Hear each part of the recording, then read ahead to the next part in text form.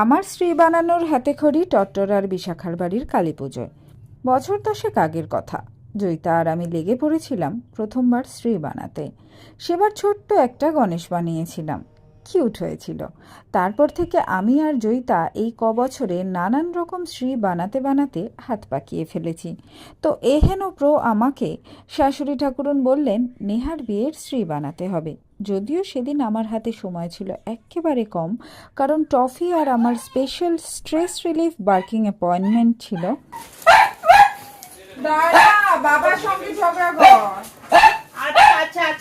তা সত্ত্বেও নেহার বিয়ে বলে কথা, আমি লেগে পড়লাম কাজে। গল্প করতে করতে শ্রী বানানো প্রায় শেষের দিকে। চারপাশের ওই সবুজ ফুলওয়ালা পাপড়িগুলো মামুনি বানিয়ে দিয়েছিল। সত্যি বলছি, এর আগে এরকম সুপারফাস্ট গতিতে কোনোদিন শ্রী বানাইনি।